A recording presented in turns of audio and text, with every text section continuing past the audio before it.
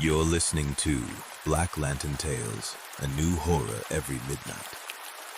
Tonight's story follows a man who moves into a quiet apartment complex, but the rules aren't there to keep the tenants in line. They're there to keep something else out. When I found River Pines residences, I thought it was a gift from the universe. After my breakup and a string of couch surfing nights, I needed peace, stability, something cheap, something quiet. The place was modern, clean, and surprisingly affordable. The landlord was polite, but formal. Her eyes, though, they lingered just a second too long. After signing the lease, she handed me a single-page document. "These aren't legal conditions," she said, "but they're essential, non-negotiable, for your safety." It was titled, Tenant Rules, Non-Legal Addendum. No music or TV above volume level 4 after 9 p.m. Do not open your front door between 3:03 a.m. and 3:33 a.m. If you hear knocking during that time, do not respond. Do not look through the peephole during those hours. Never speak to your reflection in the elevator mirror after midnight. Do not acknowledge the man who sometimes stands in the laundry room between 2 a.m. and 4 a.m. If you hear whispering behind the vents, ignore it, no matter what it says. If the hallway light flickers 3 times in a row, return to your apartment immediately. Never exit the building between 4:04 a.m. and 4:44 a.m., even if the fire alarm goes off. I laughed, thinking it was a clever way to keep tenants respectful. She didn't laugh with me. The first few nights were uneventful. My neighbors were quiet. The walls were thick. The building had a strange charm, like it had history without being run down. But by the 5th night, the oddities began. At 3:12 a.m., I heard it. 3 soft knocks, then silence, then 3 more. Knock, knock, knock. The rhythm was calm, measured, not like a drunk neighbor, not urgent, just methodical. I froze. Rule number 2 came to mind, and number 3. I watched the door from my couch, holding my breath. I didn't move. The knocking lasted exactly 10 minutes. I didn't sleep the rest of the night. The next day, I saw a neighbor in the elevator, an older woman with thick glasses and a cane. I asked her, "Hey, do those rules actually mean anything?" She didn't hesitate. "All of them," she said, "especially the one about the peephole." Of course, that made me more curious. The next night, I stayed up. 3:03 a.m. came, and like clockwork, knock, knock, knock. I crept to the door, heart hammering. I wanted to look through the peephole, just once. I did. At first, nothing. Empty hallway. Then, something shifted from just out of view, pressed against the wall near my door. A figure. Tall. Pale. Its skin almost translucent. Its face was impossibly long, and its mouth was stitched shut.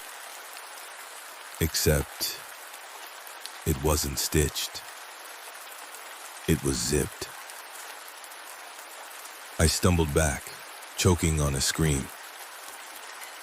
I didn't dare look again. The landlord visited the next day.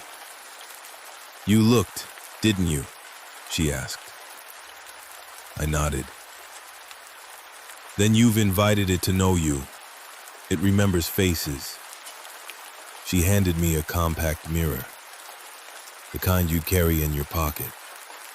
"Next time you see it, in any reflection, show it this. Don't speak to it. Don't listen to it." That night, In the elevator, my reflection moved before I did. I raised my hand. It tilted its head. Then it whispered, "You shouldn't have looked." I nearly dropped the mirror, pulling it from my pocket. I raised it to the glass. My reflection began to scream, silently, its mouth stretching impossibly wide.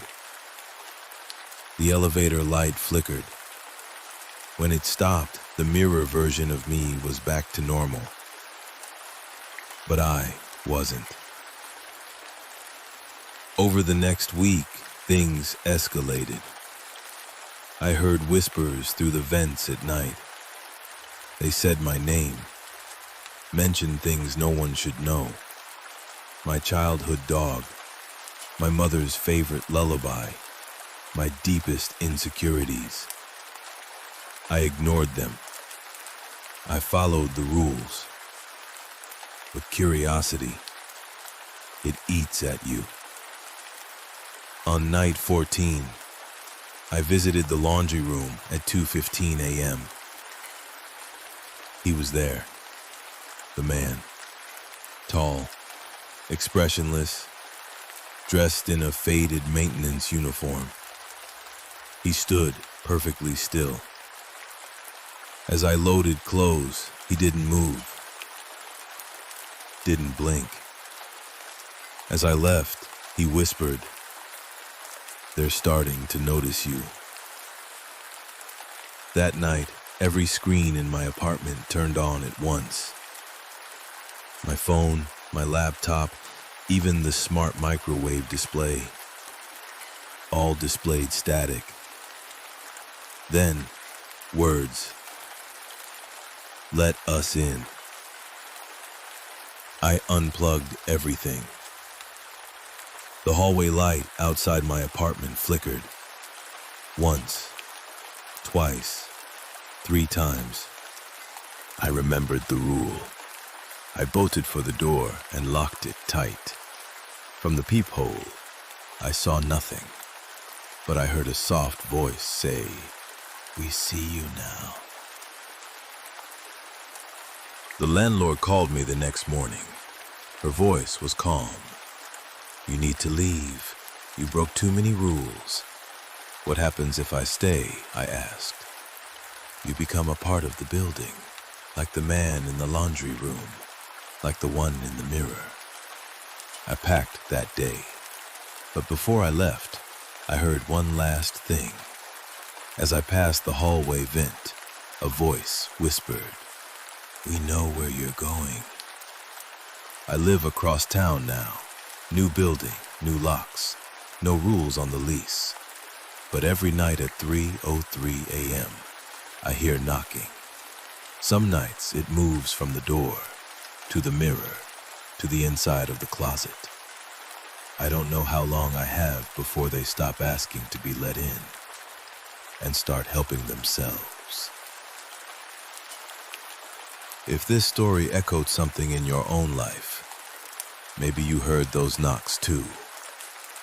Subscribe to Black Lantern Tales for a new horror story every midnight.